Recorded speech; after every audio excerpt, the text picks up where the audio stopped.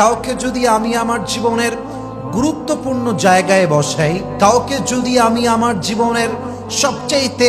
বিশ্বাসের জায়গায় বসাই,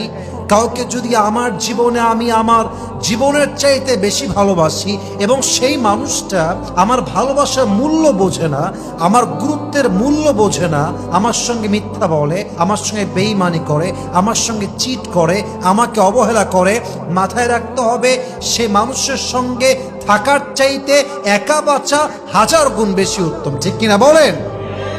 তোমার জীবনের কষ্ট, তোমার জীবনের দুঃখ এবং কেউ তোমাকে বিশ্বাসঘাতকতা করার জন্য তোমার জীবনে তুমি যদি এত কষ্টের পরে জাস্ট এক চুল পরিমাণ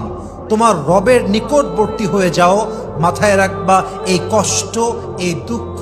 এই প্রতারণা, এই ধোঁকা এটা তোমার জীবনে আযাব নয়, বরং এই একাকিত্বের মাধ্যমেই, এই কষ্টের মাধ্যমেই আল্লাহ তোমাকে একদিন তার সবচাইতে কাছের প্রিয় বান্দা হিসেবে কবুল করবে। সুবহানাল্লাহ পড়ে সবাই।